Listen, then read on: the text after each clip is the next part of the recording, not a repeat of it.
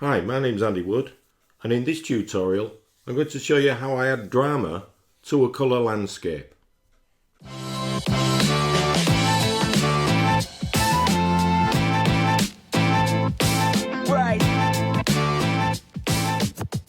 Hey there, I'm Andy Wood, and before we get started I'd just like to invite you to head over to imagepunk.com and grab yourself some free presets and tutorials. And just to say that if you like this video, please give it a like and don't forget to subscribe to my channel. Cheers. Right, let's get started. I've previously shown you my own process for creating a dramatic black and white landscape. So in this tutorial, I'd like to share my process for creating mood and drama in a colour landscape. It should take somewhere around about 15 minutes from start to finish. Now, I prefer to start with a pretty even histogram. That's the little graph you can see at the top of the panel here. It's not absolutely necessary because some of the settings that you'll make in order to even out the histogram, you will ultimately change. But I believe that it's better to have a solid foundation on which to build your image effects. So to do this, I start with exposure and I just play with that. You can see the effect pushing everything to the right there, as you can see. So if I just reset that, you can see there's a little gap there. So what I'll do is I'll just pull that along just a touch, maybe 0.05 to even that out a little bit. And the contrast, the other end, you can see I will pull to around about there, +9. Now the other two settings are whites and blacks. Now what you do with the whites is hold down the option key on a Mac, it's Alt on Windows, and start to move the whites slider. And as you can see, the image goes completely black. And as I bring the setting up, you can see little white patches appear. So I'll just let a few patches appear and leave it at that. Now I do the same for the blacks. Now in this case, it's the opposite way around. It goes, the image goes white. And if I pull the blacks down, you can see some patches start to appear, and somewhere around about there, just a few patches on the screen. So -47, 40, 48. So that's a pretty even histogram. You see there are some peaks, but you can see we've got a spread from the far left to the far right. Okay, now we can start to look at the basic settings. So first thing I do, I go to the highlights and just drop them down a touch. Whoops, highlights would be best. Let's put that back. There we go, highlights. We'll just bring that down to just a touch, say somewhere around about there. And we'll bring the shadows down as well, just darken it a little bit, somewhere around about there. Now dehaze, I love this slider, we can bring that up. You can start to see it's enriching the image. Let's say somewhere around about there. And let's take the saturation down. Let's take some colour out of the way. Start to add a little bit of mood. Somewhere around about there. Okay, now this is where I need to go back and just play with the whites and the blacks in the image. So what I want to do is make the whites a little bit duller and make the blacks much blacker. So I'll take my whites down. This time no need to hold the option key. Start to take it down a little bit more. Somewhere around about there, I think. And this is obviously subjective. It's what pleases your eye, not what pleases my eye. So just bear that in mind. Your whatever image you're using will react differently to these settings.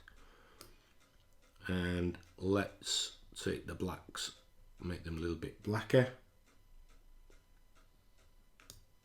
Somewhere around about there, I think. Yeah, that looks okay. So now next we go to the tone curve. Now what I do here is just click once, roughly halfway between there. I'm a little bit out on that one. click once there and click once there. And what I'm trying to do is make a curve that looks like the letter S, roughly. So let's lift this up, the shadows, and we'll bring the highlights down a bit more. That can go up a touch, that can go down a touch, and that can go down a touch. That looks pretty good.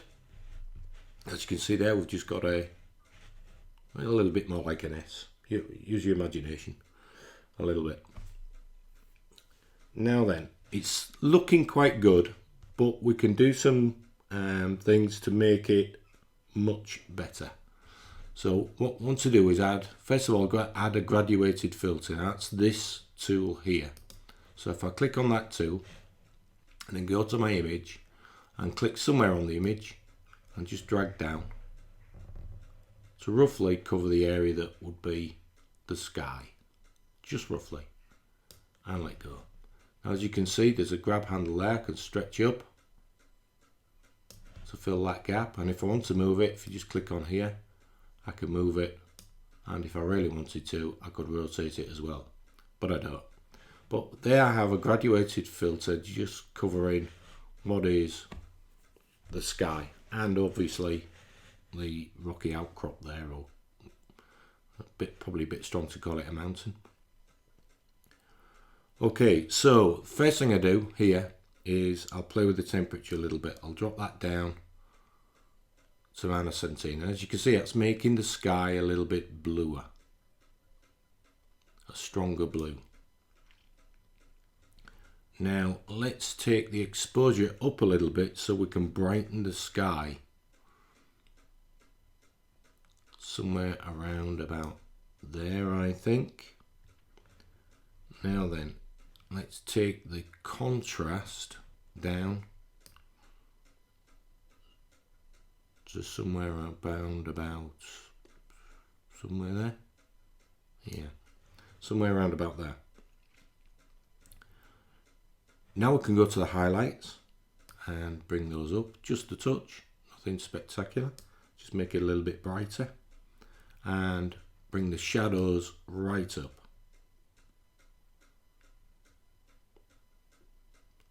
Keep going, so look, somewhere around about there. Blacks will make it blacker, somewhere around about that mark.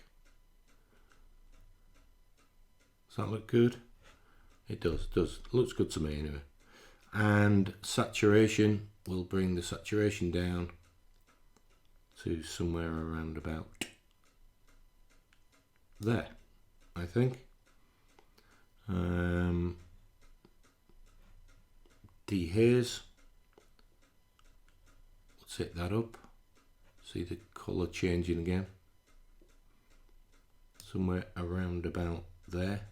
And just for fun, I'll just make it a little bit sharper.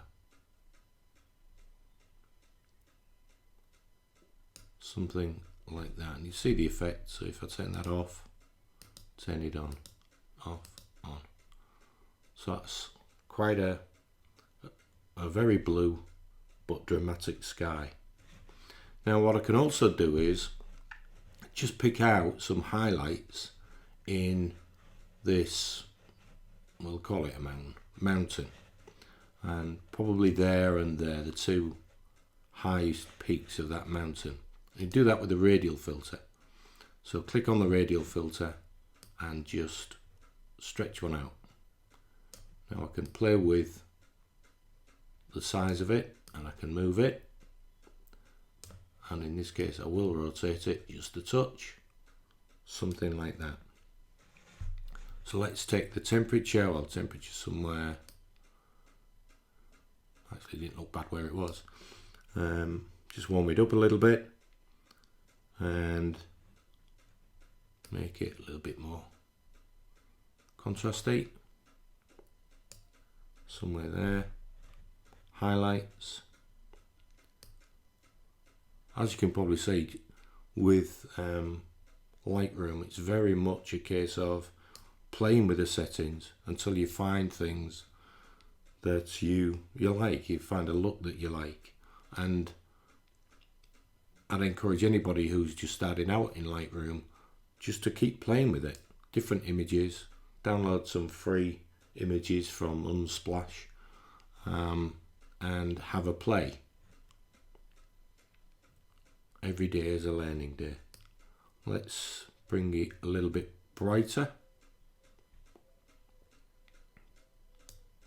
And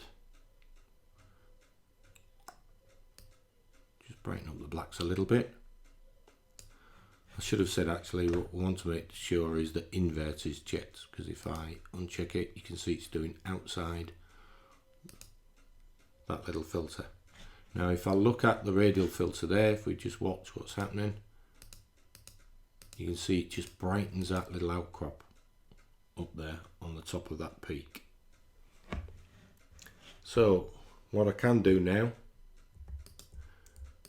is I can right click and duplicate and just drag a second one to there.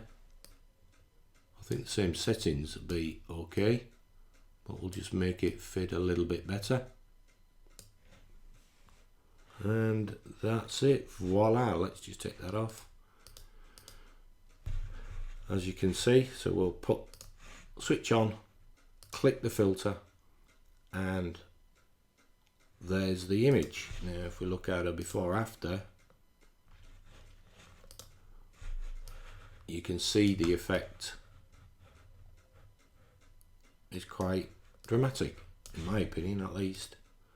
So you can see the before and after, and how the sky is bluer, the greens are lots more black in them. If you look at the greens, darker green slightly, and I think that's looking pretty good. I could go to HSL settings and go to the saturation first of the green and bring that down a little bit more.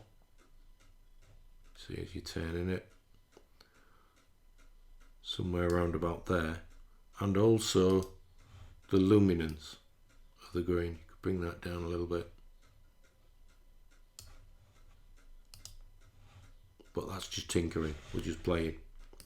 So the final image, there you go, and it's as easy as that. Thanks for watching, and stay tuned for another tutorial soon. If I can encourage you to visit imagepunk.com and have a look around at some other tutorials and some of the presets that I have for sale. I also have some free presets that I deliver weekly if you sign up to my newsletter. So imagepunk.com. Thanks for watching. Cheers.